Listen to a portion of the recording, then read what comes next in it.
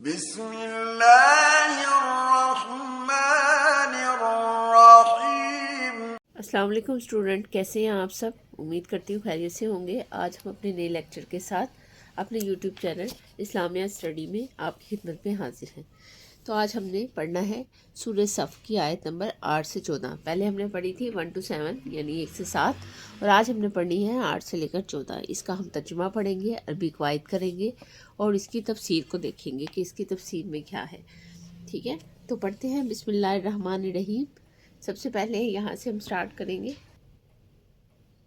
بسم اللہ الرحمن الرحیم۔ یریدون، وہ چاہتے ہیں، لیطفئوا، کہ وہ بجھا دے، نور اللہ بافواہہم، اپنے منہ سے، اور اللہ متم، پورا کرنے والا ہے، نور ہی، اپنا نور، ولو، اور اگرچہ، اور خواہ، کارہا، نہ خوش ہو، نہ پسند ہو، الکافرون، کافروں کو، ہوا، وہی، الذی، ذات پاک، وہ ذات یا جس نے، ارسلہ، بھیجا، رسولہ، اپنے رسول کو، بالہدا، ہدایت کے ساتھ، اور دین الحق کی، دین سچے کے ساتھ، لیظہرہ، تاکہ وہ غالب کر دے، علی دین پر، کلی ہی، سارے کے سارے، ولو، اگرچہ، کارہا، نہ خوش ہو، مشرکین۔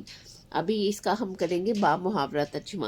وہ چاہتے ہیں کہ اللہ کا نور ان کے منہوں سے وہ بجھا دیں، اور اللہ کا نور، اور اللہ اپنا نور پورا کرنے والا ہے، خواہ کہ وہ کافر سے ناخوش ہوں، جس نے اپنے رسول کو ہدایت اور دین حق کے ساتھ بھیجا تاکہ تمام دینوں پر غالب کر دے، چاہے وہ مشرک اس سے ناخوش ہوں۔ ٹھیک ہے، یا ایہا، اے الذین، لوگو، آمنو، جو ایمان لائے، حل، کیا، ادلکم، بتا دوں تم کو، اللہ پر، تجارت، تنجیکم، نجات دے تم کو، من سے، عذاب علیم، دردناک عذاب سے، تؤمنون، تم ایمان لاتے ہو، باللہ، اللہ تعالیٰ کے ساتھ، رسولی، اور اس کے رسول کے ساتھ، وتجاہدون، اور تم جہاد کرتے ہو، فی سبیل اللہ، اللہ تعالیٰ کے راستے میں، اموالکم، اپنے مالوں سے، وانفسکم، اور اپنی جانوں سے، ذالکم، یہ، خیر لکم، بہتر ہے تمہارے لیے، ان، اگر، تم تعلمون، جانتے ہو۔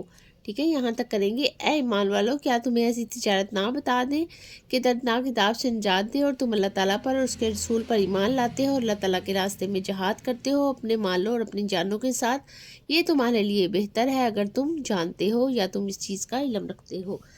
ٹھیک ہے، یہ نیچے بھی لکھا ہے، آپ اس کو بھی کر سکتے ہیں۔ مجھے جو آپ کے لیے آسانی لگتی ہے وہ میں آپ کو بتا دیتی ہوں۔ یغفر، وہ بخش دے گا، لکم، تمہارے لیے، ذنوبکم، تمہارے گناہوں کو، ویدخلکم، اور تمہیں داخل کرے گا، جنات، جنت میں، تجری، بہتی ہے، من سے، تحتہا، اس کے نیچے، انہار، نہریں، ومساکن، اور مکانات، طیبۃ، پاکیزہ ہیں، فی جنات عدن، ہمیشہ رہنے والی جنت میں، ذالک، یہ، فوز، کامیابی ہے، عظیم، بڑی، وَأُخْرَىٰ، اور دوسرا، تُحِبُّونَهُ، تم اسے بہت چاہتے ہو، نصر، مدد ہے، من اللہ، اللہ تعالیٰ کی طرف سے، وفتح، اور فتح ہے، قریب، قریب، اور بشری، خوشخبری دے، المومنین، مومنوں کو، یا، اچھا پہلے ہم یہاں تک کر لیتے ہیں، یہاں سے ہم سٹارٹ کرتے ہیں شروع سے۔ وہ تمہیں گناہ سے بخش دے گا، اور تمہارے گناہ کو بخش دے گا، اور تمہیں جنت میں داخل کرے گا، وہ جنت جس کے نیچے نہریں بہتی ہیں، اور پاکیزہ مکان ہیں اور باغات ہیں اس میں ہمیشہ رہنے والے، اور یہ بڑی کامیابی ہے۔ اور ایک اور دوسری چیز جسے تم بہت چاہتے ہو، اللہ تعالیٰ کی مدد ہے اور قریبی فتح ہے، اور مومنوں کے لیے، یہ مومنوں کو خوشخبری دے دے۔ یا ایھا الذین، اے لوگو، آمنو، ایمان والو، ایمان لائے، یا جو ایمان لائے، کونو، ہو جاؤ، انصار اللہ، مددگار اللہ تعالیٰ کے، کما، جیسا کہ کالا، کہا، عیسیٰ نے، ابن، بیٹا ہے، مریم کا، للحواریین، حواریوں کے لیے، من انصار، کوئی میرا مددگار ہوگا، اللہ، اللہ تعالیٰ کی طرف، کالا، کہا، حواریون، حواریوں نے، نحنو، ہم، انصار اللہ، مددگار ہیں اللہ کے، فآمنتُ، اگر تو ایمان لایا، تو طائفۃ، ایک گروہ، من بنی اسرائیل سے، وکفر، تو انکار کر دیا، طائفۃ، ایک گروہ نے، یا کفر کیا، انکار کیا، ایک ہی بات ہے، فَأَيَّدْنَاهُ پس ہم نے مدد کی الذین وہ لوگ آمنوا جو ایمان لائے علی عدوہم ان کے دشمن فَأَصْبَحُوا سو وہ ہو گئے ظاہرین غالب. ٹھیک ہے، اب اس کا ہم کریں گے ترجمہ یہاں سے. اور وہ لوگ جو ایمان لائے، اے ایمان والو تم ہو جو اللہ کے مددگار، جیسے مریم کے بیٹے عیسیٰ نے حواریوں کو کہا کہ کون اللہ کی طرف سے میرا مددگار ہوگا، تو حواریوں نے کہا ہم اللہ کی طرف سے تمہارے مددگار ہیں. اور بنی اسرائیل کا ایک گروہ ایمان لایا اور ایک نے انکار کر دیا، بس ہم نے ان کے دشمنوں پر ایمان والوں کی مدد کی تو وہ غالب ہو گئے، فتح ہو گئی انہیں. ٹھیک ہے، آگے ہمارے پاس اس کی گرامر آ گئی. عربی گرامر میں فعل ماضی میں جو ہے وہ ارسلہ ہے، آمنو ہے، کالا ہے، کفرت ہے. ٹھیک ہے، کفارت ہے. ٹھیک ہے، فاسبہو ہے، میں اسبہو ہے، کراہا میں، فایدنا میں ایدنا ہے. فعل مضارع میں کیا آ گیا؟ یریدونا آیا، یظہرو آ گیا، تنجیکم تنجی فعل مضارع میں کم ضمیر ہے، تومنون آ گیا، تجاہدون ہے، تعلمون ہے، یکفرو ہے، یدخلکم میں یدخلو ہے. اچھا، کم جو ہے وہ ضمیر ہے. ٹھیک ہے، یہ آگے لکھا بھی ہے، فعل مضارع میں کم ضمیر ہے، تجری اور بہتی ہے. اب یہ جو آپ نے عربی قواعد کرنے ہیں، اس کی پہلے سے پریکٹس آپ نے خود سے کرنی ہے. یعنی آپ نے خود سے اس کی ایکسرسائز کرنی ہے کہ کون سے فعل ماضی اور مضارع ہیں، ان کے اوپر لیڈ پینسل سے آپ لکھ لیجئے گا اور بعد میں اس کو اس کے ساتھ جو ہے وہ کمپیریزن کیجئے گا کہ کیا آپ کے صحیح ہیں اور کیا آپ کے غلط ہیں. حرف جر میں ہے بھی افواہیم، بالہدا میں با ہے اور اللہ ہے، یہ حرف جر ہے. ایک بار اس کا شعر آپ دیکھ لیجئے گا جو ہم نے یاد کیا تھا پیچھے کہ اس میں کون کون سے حرف جر ہیں. تو زمائن میں تو ہبونہا میں ہا ہے، کما میں کاف ہے، دوہم میں ہم ہے، بی افواہیم میں با ہے. حرف جر میں ہم ضمیر ہے، ہوا اور رسولہ میں ہو ہے، لیظہر میں ہو ہے، تنجیکم عدلکم بی اموالکم اور انفسکم میں کم ضمیر ہے. یہ ساروں میں دیکھیں اینڈ میں لکھا ہوا ہے کم ضمیر ہے. مرکب توصیفی میں کیا ہے؟ عذاب علیہم، جس میں کسی چیز کی اچھائی یا برائی بیان کی جا رہی ہے یا کسی چیز کو اچھا یا برا یا کسی چیز کی خاصیت یا برائی بیان کی جا رہی ہے، وہ اب مرکب توصیفی ہوتا ہے. عذاب علیم میں مساکن طیبات، الفوز عظیم، فتح قریب، نور، یہ جو ساری ہیں یہ ہے مرکب توصیفی. اور مرکب اضافی نور اللہ، افواہیم، نوری، رسول، دین الحقی، سبیل اللہ، ذنوبکم، ودوہم، انصار اللہ، جنات عدن. یہ ساری جو ہے یہ کیا ہیں؟ یہ ساری مرکب اضافی ہیں. اب تو اس کے آیتیں ہیں تفسیر میں کیا آ جاتا ہے؟ تشریح اور تفسیر ایک ہی معنی ہے، اور تفسیر میں آپ نے صرف اس پہ اکتفا نہیں کرنا بلکہ اسی پہ، یعنی کہ آپ نے کمپرومائز نہیں کرنا، آپ نے اس کو الگ سے بھی پڑھنا ہے 2-3 بک سے. کچھ تفصیل جو ہے، کچھ تفسیر اور تشریح جو ہے وہ میں ڈسکرپشن میں ایڈ کر دوں گی، وہ بھی آپ دیکھ لیجئے گا، اس سے بھی کچھ آپ کو ہیلپ ہو جائے گی. آیت نمبر 8 میں ہے یہودیوں کی صحیح اقلاع حاصل کی تمثیل. اس آیت کو سمجھنے کے لیے اس کا پس منظر ضروری ہے. اس صورت کے نزول کے وقت صورتحال یہ تھی کہ اسلام صرف مدینہ منورہ تک محدود نہیں تھا، بلکہ مسلمانوں کی تعداد چند ہزار سال سے زیادہ نہ تھی، تو عرب ان کو مٹانے پر تلا ہوا تھا.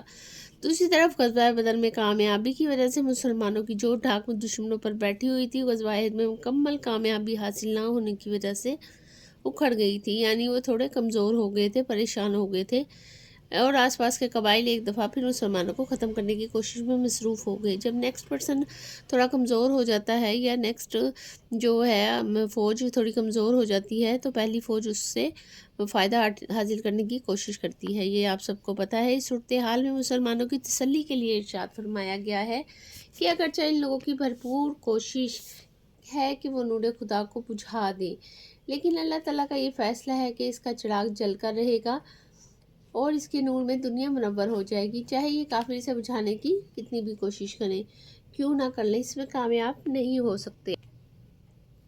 ٹھیک ہے، اس کے بعد ہے کہ نور، یہ تو جو دنیا ہے نور سے منور ہوگی، اور اللہ تعالیٰ نے فرمایا ہے. اب یہ دیکھیں یہاں پر بھی ایک آیت آ گئی ہے جو آپ نے ہمیشہ یاد کرنی ہے. جیسے کہ میں کہتی ہوں اگر یہ نہیں کر سکتے تو آپ اس کا ترجمہ ضرور کیجئے گا. ویسے یہ اتنا کرنا مشکل نہیں ہے، اور آپ کے بغیر آپ اس کو لکھیے گا تو یہ آسانی سے یاد ہو جائے گی. وہی تو ہے جس نے اپنے رسول کو ہدایت اور دین کے حق کے ساتھ بھیجا ہے تاکہ تم ادیان پر غالب تمہیں ہتھیان پر غالب کر دے، اگرچہ یہ بات مشکوں کو ناگوار گزرے۔ اس بات کو علامہ اقبال نے اپنے شعر میں بیان کیا ہے۔ اب یہاں پر یہ شعر آنے کا مقصد یہ ہے کہ آپ یہ شعر کی مدد سے بھی دوسرے اشعار بھی اس میں شامل کر سکتے ہیں جو آپ کی تفسیر کے ریلیونٹ ہے، جیسے نور خدا ہے کفر کی حالت پہ خندہ زن، پھونکوں سے یہ چراغ بجھایا نہ جائے گا۔ ٹھیک ہے، اب یہ جو ہے یہ بالکل میچ کرتا ہے آپ کی تفسیر کے ساتھ۔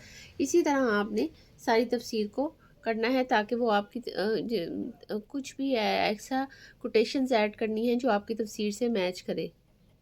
ہر چیز اٹھا کے آپ نے ایڈ نہیں کر دینی ہے۔ آیت نمبر جو آگے آ جاتی ہے کلبہ اسلام کا اعلان، اس آیت میں رسول صلی اللہ علیہ وسلم کی نبوت کی حقانیت اور دلیل جو ہے وہ یہ تھی کہ اس کا مقصد یہ تھا کہ اللہ تعالیٰ نے اپنے رسول کی ہدایت اور دین حق کے ساتھ اللہ تعالیٰ نے اپنے رسول کو بھیجا تھا، اور تمہاری طرف آنے والا وہ نبی اپنی مرضی اپنی کوشش سے نبی بن کر نہیں آیا، بلکہ یہ صرف اللہ کی مرضی تھی۔ یعنی جو نبی بھی مبعوث کیا گیا دنیا میں وہ اللہ تعالیٰ کی طرف سے کیا گیا، کسی کی اپنی من گھڑت اس میں کوئی خواہش نہیں ہے، نہ ہی وہ اپنی طرف سے کوئی بات کہتا ہے، یہ اس میں بتایا گیا ہے۔ پھر اس کو ایسا دین دے کر بھیجا گیا جو بالکل واضح اور ہدایت کی طرف دعوت دینے والا تھا۔ ساتھ ہی نبی کو بھیجنے کا مقصد یہ بھی ہے کہ چاہے یہ بات مشرکین کے لیے کتنی ہی ناگوار گزرے، یہ وہی چیز ہے جس کو پچھلی آیات میں اس انداز میں بیان کیا گیا ہے کہ اللہ کے نور کو پھونکوں سے نہ بجھا سکیں گے۔ مشرک سے مراد ایسا شخص ہوتا ہے جو اللہ کی بندگی کے ساتھ دوسروں کی بندگیاں ملاتا ہے یا اللہ کے دین میں دوسرے دین کی آمیزش کرتا ہے۔ مشرکین کا ذہن اس بات کا عادی ہوتا ہے کہ وہ اپنی تہذیب و تمدن اور نظام اخلاق کی بنیاد پر مرضی پر رکھنا چاہتے ہیں۔ اسی فرمایا کہ نبی کو بھیجنے کا مقصد یہ ہے کہ وہ دین حق کو مکمل طور پر زندگی کے ہر شعبے میں نافذ کر دے۔ یہ کام بہرحال پورا ہونا ہے چاہے مشرکین کو کتنا ہی ناگوار کیوں نہ ہو۔ اس سے پہلے یہ چیز کو سورہ فتح میں اس طرح بیان کیا گیا ہے۔ اب یہاں پر بھی عربک وہی ہے جو اوپر ہم نے پڑھی ہے، یعنی اگر آپ یہ چیز یاد کر لیتے ہیں تو آپ کے لیے آسانی ہو جاتی ہے۔ اب یہاں تک الدین ہی کلی یہاں تک کلی ہی تک تقریباً اوپر والی ہی ہے، اور کفا باللہ شہیدن صرف یہ چینج ہوا ہے۔ تو یہ آیت آپ اپنی صورت میں اپنی تفسیر میں ایڈ کریں گے تو آپ کے لیے کافی امپریسو ہو جائے گا۔ وہ اللہ ہی ہے جس نے اپنے رسول کو ہدایت دین حق کے ساتھ بھیجا تاکہ اس کے پورے دین پر غالب کر دے، بے شک اس پر اللہ کی گواہی کافی ہے۔ آیت نمبر 10 میں اہل ایمان کے لیے کامیاب جو تجارت ہے اس کا ذکر کیا گیا ہے۔ اس آیت میں اس بات کو واضح کیا گیا ہے کہ مسلمانوں کو فائدہ کس چیز میں حاصل ہوتا ہے۔ حقیقت میں تجارت اس چیز کو کہتے ہیں جس میں آدمی اپنی محنت، وقت، ذہانت اور سرمایہ صرف اس لیے کھپاتا ہے کہ اس کو منافع حاصل ہو۔ اس چیز کو مد نظر رکھتے ہوئے مسلمانوں کو یہ دعوت دی جا رہی ہے کہ کیا اس تجارت کی طرف تمہاری رہنمائی نہ کی جائے جو تمہیں دردناک عذاب سے بچا لے۔ یعنی اس آیت میں واضح کر دیا گیا ہے کہ تجارت اصل میں وہ کاروبار نہیں جو کہ دنیا کی کامیابی حاصل کرے، بلکہ اللہ تعالیٰ کے نزدیک اصلی تجارت تو وہ ہے جس کے اصول پر عمل کرتے ہوئے تم اپنے پروردگار جو ہے یہاں پہ یہ لکھیں گے جس کے اصول پر عمل کرتے ہوئے تم اپنے آپ کو دردناک عذاب سے بچا لو گے، اور ہم اس کی طرف سے تمہاری رہنمائی تو کر دیتے ہیں، اس پر عمل کرنا یا نہ کرنا تمہارے اپنے اختیار میں ہوگا۔ آگے ہے آیت نمبر 11 کامیاب تجارت کی شرائط۔ اس آیت میں اس تجارت کی شرائط بیان کی جا رہی ہیں جن کے بدلے میں مومنین عذاب جہنم سے بچ سکتے ہیں۔ اب ان میں پہلی شرط تو ایمان لانے کی شرط ہے، اور دوسری جو شرط ہے وہ جہاد فی سبیل اللہ کی۔ یہاں اس بات کو مد نظر رکھا جائے گا کہ ایمان لانے کا مطلب کفار یا مشرکین نہیں ہے، بلکہ ایمان اس لیے لایا جا رہا ہے کہ اس کا مطلب واضح طور پر یہی نکلتا ہے کہ ایمان ایسا نہ ہو جو محض وسوسے کی حد تک ایمان ہو، بلکہ مخلص مسلمان بنو، جس چیز پر ایمان لائے ہو اس کے لیے ہر قسم کی قربانی دینے کے لیے تیار رہو۔ ٹھیک ہے، یہ اس میں بتایا ہے جہاد تک۔ دوسری شرط جہاد فی سبیل اللہ کا تعلق ہے، جو تو حقیقت یہ ہے کہ جہاد فی سبیل اللہ کا آغاز آدمی کے ایمان لانے کے ساتھ ہی ہو جاتا ہے۔ سب سے پہلے اسے اپنے نفس کے خلاف جہاد کرنا ہوتا ہے، پھر معاشرے کے مختلف لوگوں سے مختلف انداز میں جہاد کرنا ہوتا ہے۔ جہاد فی سبیل اللہ کی آخری صورت جو قتال ہوتی ہے، جو کہ میدان جنگ میں پیش آتی ہے، اسی مضمون کو سورہ توبہ میں اس طرح بیان کیا گیا ہے ان اللہ اشتری من المؤمنین انفسهم واموالهم بان لهم جنۃ یقاتلون फी सबीलिल्लाहि फयक्तुलून वयक्तलून, बेशक अल्लाह ने मोमिनों और इनके नफ्स और इनके अमवाल जन्नत के एवज खरीद लिए हैं। अल्लाह के रास्ते में लड़ते और मारते और मरते हैं। फयक्तलून वयक्तलून। हदीस मुबारका में है, जहाद फी सबिलिल्लाह की एक सुबह या शाम दुनिया की ऐसी तमाम नेमतों से अफजल है जिसमें सूरज निकलता और डूबता है। यानी एक फ़ौजी या एक मुसलमान जब जहाद पर जाता है तो वो सारा दिन उस नीयत से होता है कि कभी जहाद में उसकी जान को या अपनी ईमान के साथ वो दुश्मन से लड़ता है और ये सोचता है कि अगर इसमें वो उसको कुछ होता है या वो मरता है या मारा जाता है तो वो शहीद कहलाएगा और अल्लाह की राह में जा रहा है। तो ये सब का सब उसके लिए एक सुबह या शाम दुनिया की ऐसी तमाम नेमतों से अफजल है जिस पर सूरत यानी ये दुनिया भर की नेमतों से बेहतरीन तर उसका दिन होगा। और फिर ये भी वाज़ह कर दिया गया है कि हकीकत में कामयाबी इसी तिजारत में मुज़मिन है और ये तिजारत तुम्हारे लिए दुनियावी तिजारतों से बढ़कर है। ठीक है, ये भी वाज़ह इसमें कर दिया गया है। आगे इसमें ये बात की गई है आयत नंबर 12 में क्या कहा गया है, मोमिनों के लिए इनामात। ये अभी इस तिजारत के फ़वाइद बयान किए गए हैं। इन फ़वाइद के हसूल के लिए असल कामयाबी करार दिया गया है। अब इसमें जो क्या है, इसमें है कि गुनाह माफ़ कर दिए जाएंगे और ये कोई कोई शख्स नहीं जान सकता कि इसने अपनी ज़िंदगी में कितने गुनाह किए। किसी को भी नहीं पता कि अल्लाह ताला हर शख्स के माल के मुताबिक बदला देने वाला है। फिर शायद कोई शख्स भी अज़ाब जहन्नम से ना बच सके। ये तो सिर्फ अल्लाह की रहमत है कि इसे गुनाहों की मग़फ़िरत और का एक रास्ता दिखाया है और ये भी वादा किया है कि तुम इस रास्ते पर चलो और तुम्हारे गुनाह माफ़ कर देगा।